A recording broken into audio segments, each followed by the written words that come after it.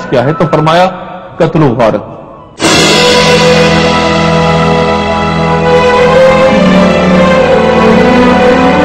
پچھلے 1400 برس کی تاریخ کا جائزہ لیں اور ان میں رونما ہونے والی جنگوں کو دیکھیں تو پتہ چلتا ہے کہ پہلے یہ علاقائی ہوا کرتی تھی، لیکن پچھلی ہی صدی میں ہم نے وہ جنگیں شروع ہوتے دیکھیں جنہوں نے پوری انسانیت کے سیاسی، سماجی اور معاشی نظام کو تہس نہس کر دیا۔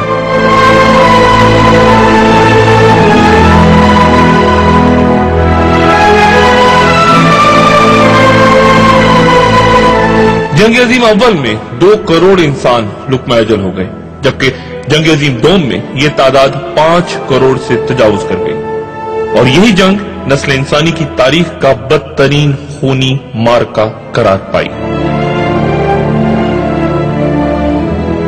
سائنس نے ایٹمی، نباتاتی اور کیمیائی ہتھیار تخلیق کر کے ان جنگوں کو وحشت اور بربریت کے نئے مفہوم عطا کر دیے، اور اس کے بعد چین، Korea, Guatemala, Indonesia, Cuba, Congo, Peru, Laos, Vietnam, Cambodia, Grenada, لبنان، Libya, El Salvador, Nicaragua, Panama, Kashmir, Chechnya, فلسطین، یوگوسلاویا، افغانستان اور عراق۔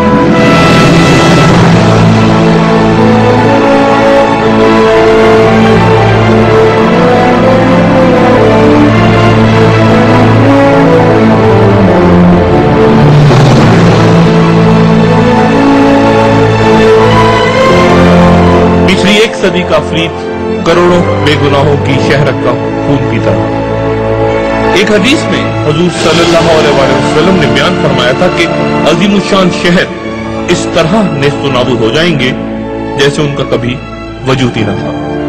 پچھلی 1 صدی میں ایٹمی ہتھیاروں کے استعمال سے جاپان کے 2 بڑے شہروں ہیروشیما اور ناگاساکی کی مکمل تباہی ہمیں اس پیشگوئی کی صداقت بتاتی ہے۔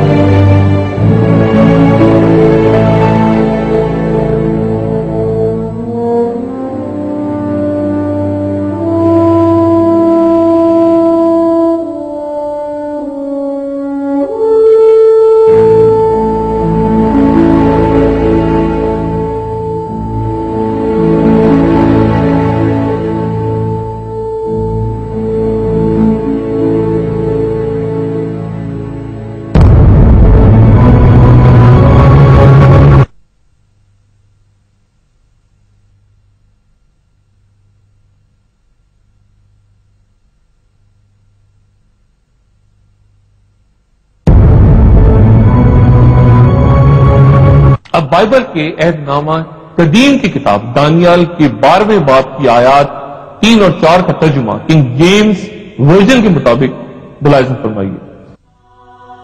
دانشمند رہنما آسمان کی تمام روشنی کے ساتھ منور ہوں گے، اور جنہوں نے بہت سے لوگوں کو حق کا رستہ دکھایا ہوگا وہ آسمان کے ستاروں کی مانند چمکیں گے۔ اس نے یعنی فرشتے نے مجھ سے کہا کہ اے دانیال، اب تم اپنی باتیں بند کر دو اور کتاب کو قیامت تک کے لیے سر بمہر کر دو۔ بہت سے لوگ ادھر ادھر دوڑیں گے اور علم کی کثرت ہوگی۔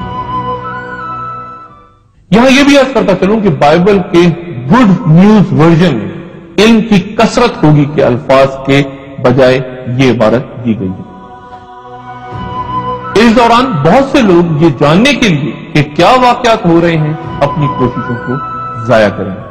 بظاہر یہاں حضرت ابو ہریرہ رضی اللہ تعالیٰ عنہ سے روایت کی گئی حدیث کے علم اٹھا لیا جائے گا اور بائبل کی روایت کے علم کی کثرت ہوگی، دونوں میں اختلاف نظر آتا ہے، لیکن میری نظر میں یہ اختلاف نہیں ہے۔ ہم آج جس دور میں جی رہے ہیں اسے علمی سیلاب کا دور کہا جاتا ہے، اور کمپیوٹر کی ایجاد کے بعد معلومات کا، جی ہاں میں نے علم کا لفظ استعمال نہیں کیا، معلومات کہا ہے۔ معلومات کا وہ سیلاب آیا ہے جس کے آگے انسان بے بس سا نظر آتا ہے۔ کچھ عرصے پہلے لندن میں ایک سیمینار ہوا تھا جس کا عنوان تھا انفارمیشن اوور لوڈ۔ اس میں مختلف علمی شعبوں کے ماہرین نے اپنے مقالے پڑھے تھے۔ اس سیمینار میں یہ بات سامنے آئی کہ دنیا میں اب تک جتنے سائنسدان کسی بھی زمانے میں پیدا ہوئے ان کی مجموعی تعداد سے زیادہ سائنسدان آج زندہ ہیں، اور وہ سائنسی معلومات میں 2000 صفحات فی منٹ اضافہ کر رہے ہیں۔ آج کا تقریباً 30 کروڑ صفحات کے برابر تحریری مواد ہر روز انٹرنیٹ پر جاری ہو رہا ہے، اور امریکن میڈیکل ایسوسی ایشن کے ایک سابق صدر ڈاکٹر میکام ٹاڈ کے مطابق طبی دنیا کی تمام معلومات کا تقریباً نصف حصہ ہر 10 سال بعد آؤٹ ڈیٹڈ ہو جاتا ہے۔ 1970 میں جب امریکی خلائی جہاز اپولو 13 خلا میں گم ہو گیا تھا تو امریکی خلائی ادارے ناسا کو ان کی تلاش کا طریقہ معلوم کرنے میں 90 منٹ لگے تھے۔ اگر وہ سائنسدان قلم اور کاغذ لے کر ان معلومات اور حساب کتاب کو اپنے ہاتھ سے سر انجام دے رہا ہوتا تو خود ناسا کے ایک تجزیہ نگار کے مطابق اسے اس کام کے لیے 10 لاکھ سال درکار ہوتا۔